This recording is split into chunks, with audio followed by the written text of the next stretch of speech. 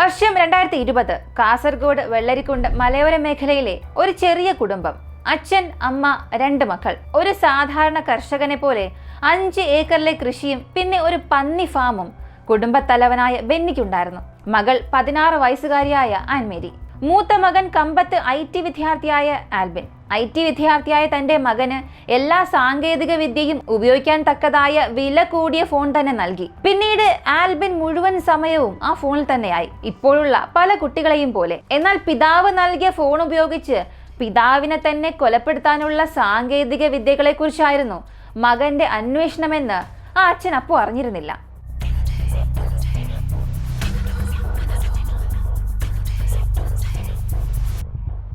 ഇഷ്ടം തോന്നിയ ഒരാളെ സ്വന്തമാക്കാൻ ഒരു യുവതി നടത്തിയ 3 കൊലപാതകം. സ്വത്ത് തട്ടിയെടുക്കാൻ അതേ യുവതി അതേ വീട്ടിൽ പദ്ധതിയിട്ട് നടപ്പിലാക്കിയ മറ്റ് 3 കൊലപാതകങ്ങൾ. ലോക ശ്രദ്ധ വരെ പിടിച്ചുപറ്റിയ കൂടത്തായിലെ കൂട്ടക്കൊലപാതകം.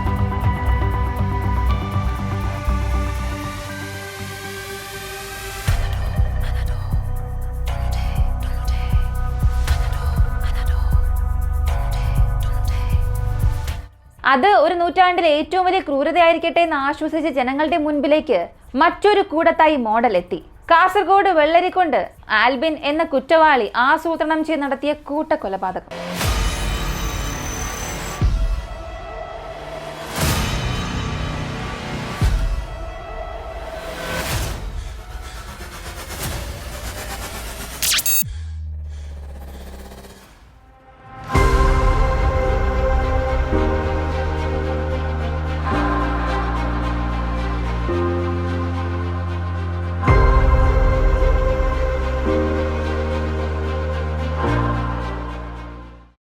ഫോൺ വാങ്ങി നൽകിയതിന് ശേഷം അവന്റെ മുഴുവൻ ശ്രദ്ധയും ആ ഫോണിൽ മാത്രമായിരുന്നു.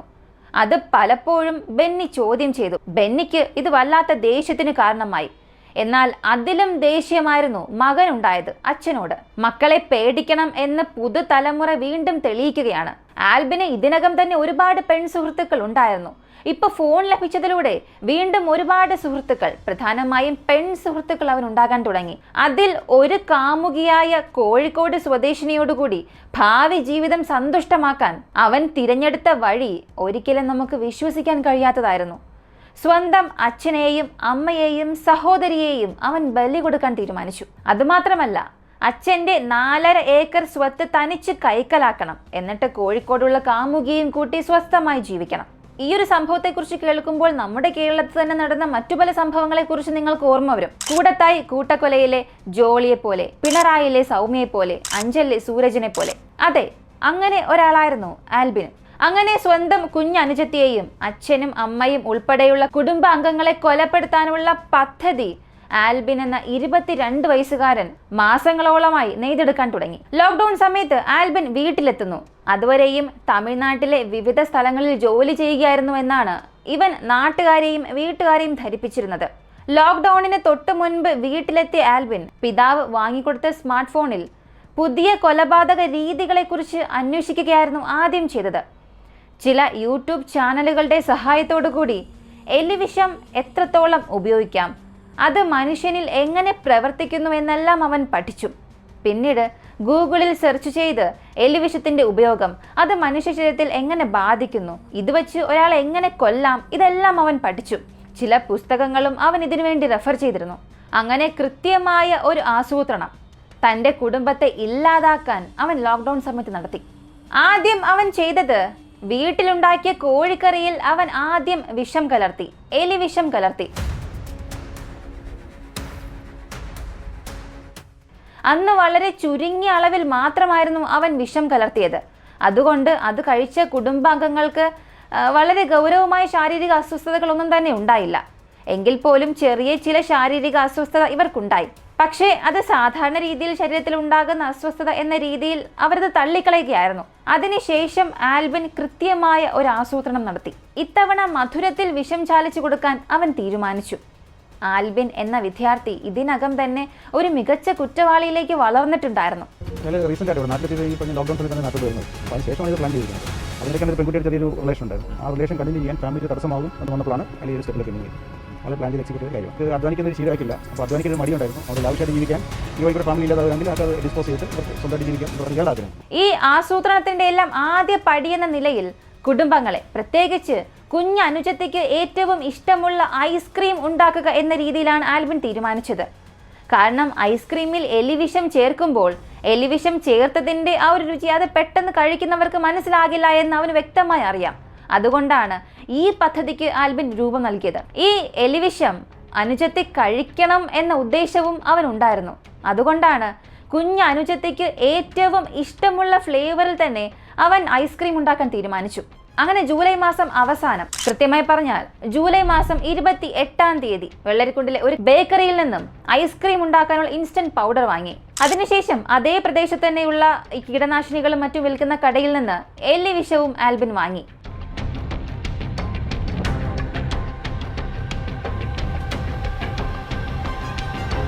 പറമ്പിലെ കപ്പയും മറ്റു കൃഷികളും നശിപ്പിക്കുന്ന എലിയെ തുരത്താൻ വാങ്ങുന്ന രീതിയിൽ എലിവിഷം വാങ്ങിയതോടുകൂടി അവനെ ആരും സംശയിച്ചതുമില്ല.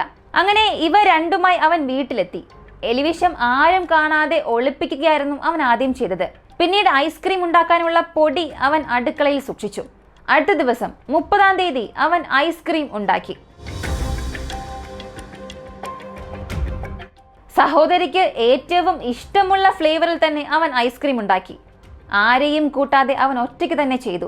ഒരു സമ്മാനം നൽകുക എന്ന രീതിയിൽ ഐസ്ക്രീം ഉണ്ടാക്കി അവൻ ഫ്രിഡ്ജിൽ സൂക്ഷിച്ചു.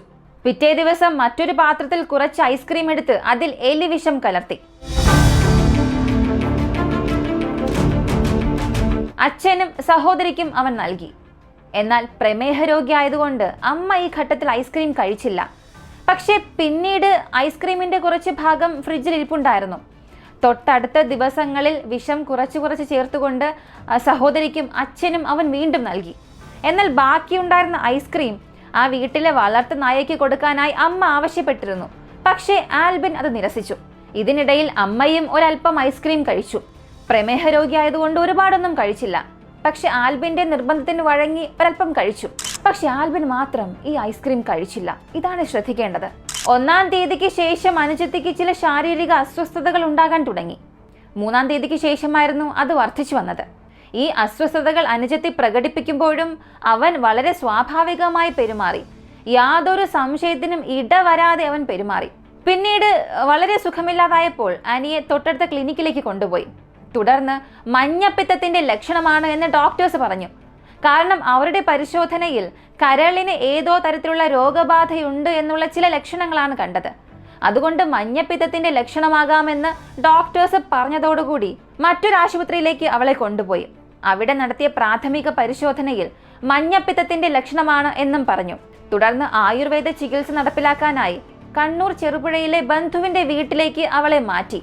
എന്നാൽ 5-ാം തീയതി ഈ ബന്ധുവീട്ടിൽ വെച്ച് ആനിയുടെ ശാരീരിക അസ്വസ്ഥത മൂർച്ഛിച്ചു. പിന്നീട് അവളെ ആശുപത്രിയിലേക്ക് എത്തിക്കുന്നതിന് മുൻപ് തന്നെ അവൾ മരിക്കുകയും ചെയ്തു. ആശുപത്രിയിൽ എത്തിച്ചപ്പോൾ അവൾ മരിച്ചു കഴിഞ്ഞിരുന്നു. അവൾ മരിച്ച് 3 മണിക്കൂർ കഴിഞ്ഞ് പിതാവ് ബെന്നിക്കും ചില ശാരീരിക അസ്വസ്ഥതകൾ അനുഭവപ്പെടാൻ തുടങ്ങി. ഈ സാഹചര്യത്തിലായിരുന്നു അവിടെ ചില സംശയത്തിന്റെ നിഴലുകൾ വീണു തുടങ്ങിയത്. അച്ഛനായ ബെന്നിക്ക് ശരിയായ ചികിത്സ നൽകണമെന്ന് പല ഭാഗത്തു നിന്നും സമ്മർദ്ദം വരാൻ തുടങ്ങി.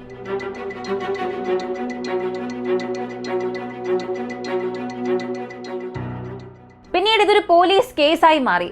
പോലീസിന്റെ അന്വേഷണം ആരംഭിച്ചു. അനുജത്തിയുടെ മരണശേഷം ശരീരം പോസ്റ്റ്മോർട്ടം ചെയ്തു. ആ സമയത്ത് ശരീരത്തിൽ വിഷത്തിന്റെ അംശം കണ്ടെത്തി. കൂടാതെ അച്ഛന്റെ ശരീരത്തിലും സ്രവ പരിശോധന നടത്തിയപ്പോൾ അവിടെയും എലിവിഷത്തിന്റെ അംശം കണ്ടെത്തി. ഇവിടെ പോലീസിന് ചില സംശയങ്ങൾ ഉണ്ടായി. ഉടനെ തന്നെ ഈ ഒരു അന്വേഷണം അമ്മയിലേക്കും പോയി. അമ്മ എന്തുകൊണ്ട് ഐസ്ക്രീം കഴിച്ചില്ല എന്ന് ചോദിച്ചു. അമ്മയ്ക്ക് പ്രമേഹം ഉൾപ്പെടെയുള്ള ചില അസ്വസ്ഥതകൾ ഉള്ളതുകൊണ്ട് ഐസ്ക്രീം കഴിച്ചില്ല എന്ന് പോലീസിന് മൊഴി നൽകി. പിന്നീട് മെഡിക്കൽ റിപ്പോർട്ട്സ് ഒക്കെ വെരിഫൈ ചെയ്തപ്പോൾ അത് ശരിയാണെന്നും പോലീസിന് വ്യക്തമായി. അമ്മയുടെ ശരീരത്തിലുള്ള ബ്ലഡ് സാമ്പിൾ പരിശോധിച്ചപ്പോൾ അതിലും നേരിയ അളവിൽ എലിവിഷത്തിന്റെ അംശം കണ്ടെത്തി. അപ്പോഴാണ് അമ്മ പറഞ്ഞത് ചെറിയ അളവിൽ ഐസ്ക്രീം താൻ കഴിച്ചുവെന്ന്. പക്ഷേ ആൽബിന്റെ ശരീരത്തിൽ ഇത്തരത്തിലുള്ള യാതൊരു എലിവിഷത്തിന്റെ സാന്നിധ്യവും കണ്ടെത്തിയില്ല. ഇവിടെ മുതലാണ് ആൽബിനിലേക്ക് പോലീസിന്റെ എല്ലാ സംശയവും പോകുന്നത്.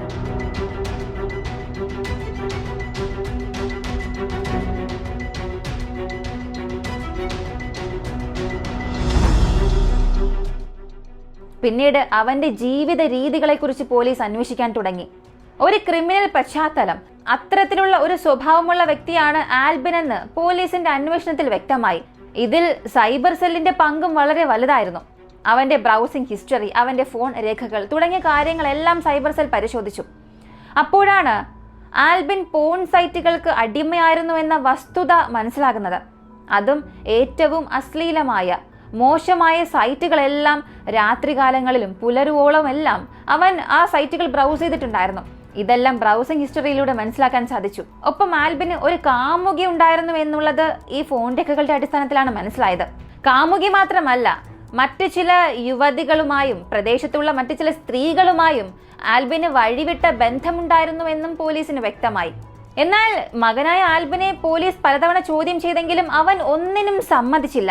വീട്ടിലുള്ളവർക്ക് അസ്വസ്ഥതകൾ ഉണ്ടായിരുന്നിട്ടും അവരെ ആശുപത്രിയിൽ കൊണ്ടുപോകാതെ വീട്ടിൽ തന്നെ താമസിപ്പിച്ചതിലും പോലീസിന് സംശയമുണ്ടായിരുന്നു.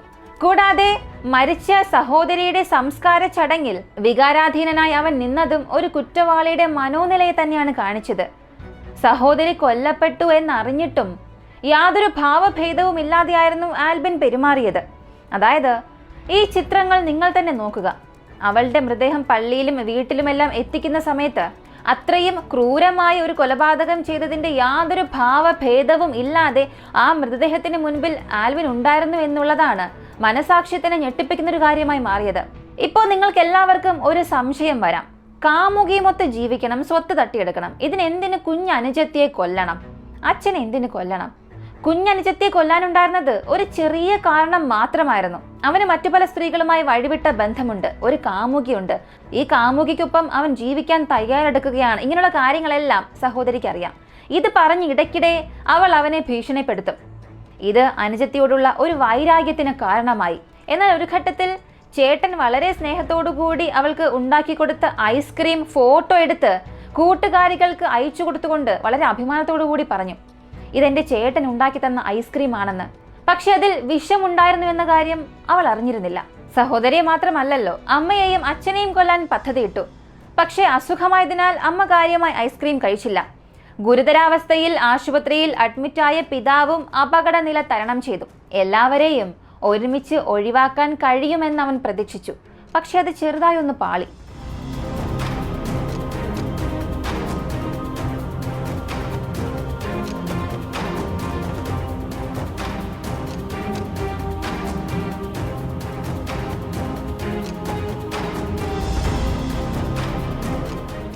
ആൽബിന്റെ ലക്ഷ്യം എന്നത് തന്റെ കുടുംബം മുഴുവനും ആത്മഹത്യ ചെയ്ത് മരിച്ചു എന്ന രീതിയിൽ ഒരു കഥ ഉണ്ടാക്കിയെടുക്കണം. അതിനുശേഷം ഭൂസ്വത്തുക്കൾ വിറ്റ്, മുഴുവനായും വിറ്റ്, വീടും വീടോട് ചേർന്ന് 4 ഏക്കർ കൃഷിഭൂമി എല്ലാം വിറ്റ് മറ്റെവിടെയെങ്കിലും പോയി സ്വസ്ഥമായി ജീവിക്കുക. ഈ സമയത്ത് കാമുകിയെ വിവാഹം കഴിക്കുകയും ചെയ്യണം. ഇതാണ് ലക്ഷ്യം. തെളിവെടുപ്പിൽ ആൽബിൻ തന്നെ ഇതെല്ലാം സമ്മതിക്കുകയും ചെയ്തു. അവന്റെ മൊഴി കേട്ട് പോലീസുകാർ പോലും ഞെട്ടിപ്പോയി. സത്യം പറഞ്ഞാൽ ഈ കൂടത്തായി മോഡൽ പിന്തുടരുകയായിരുന്നു ആൽബിൻ. പക്ഷേ ആരോഗ്യ പ്രവർത്തകരുടെ അവസരോചിതമായ ഇടപെടൽ ഇല്ലായിരുന്നുവെന്നുണ്ടെങ്കിൽ തെളിയിക്കപ്പെടാതെ പോകുമായിരുന്നു ഈ ഒരു കേസും. എല്ലാവർക്കും വിഷം നൽകിയതിന് ശേഷമുള്ള ആൽബിന്റെ ഈ രീതികളായിരുന്നു ഭാവിയിലെ മികച്ച കുറ്റവാളികളുടെ ഗണത്തിലേക്ക് പോലീസും ആൽബിനെ ചേർത്ത് വച്ചിരുന്നത്.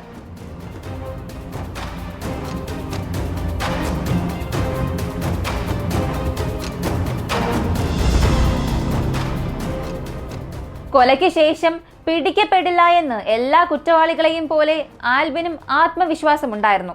മലയോരത്ത് നടപ്പിലാക്കിയ ആ ഒരു കൊലപാതകം അത്രമാത്രം ആസൂത്രണം ചെയ്തതായിരുന്നു. എന്നാൽ ആ മുന്നൊരുക്കങ്ങളിൽ ചിലതൊക്കെ പാളി. അതായിരുന്നു അമ്മ ഐസ്ക്രീം കഴിക്കാത്തതും അച്ഛൻ തന്റെ അപകടനില തരണം ചെയ്തതും. എല്ലാവരെയും ഒരുമിച്ച് തന്നെ അവസാനിപ്പിക്കാമെന്നുള്ള അവന്റെ ആ സ്വപ്നം അവിടെ അവസാനിച്ചു. പക്ഷെ ആ 16-കാരിയുടെ മരണം ഒരിക്കലും നികത്താനാകാത്തതാണ്. എന്നാൽ മാതാപിതാക്കൾ ജീവിതത്തിലേക്ക് തിരികെ വന്നു.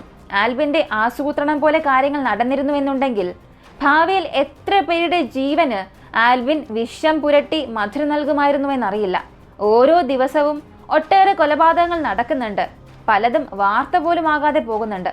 അതിനിടയിൽ ആസൂത്രണം ചെയ്ത് മനസാക്ഷിയെ ഞെട്ടിപ്പിക്കുന്ന രീതിയിൽ നടക്കുന്ന ഇത്തരം കൊലപാതകങ്ങൾ ഏത് പട്ടികയിൽപ്പെടുത്തണമെന്നേ അറിയില്ല.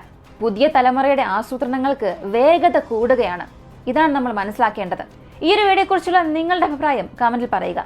ആൽബിന്റെ ഈ ഒരു രീതിയിലുള്ള മാനസികാവസ്ഥയെക്കുറിച്ച് നിങ്ങൾ എന്താണ് ചിന്തിക്കുന്നത്?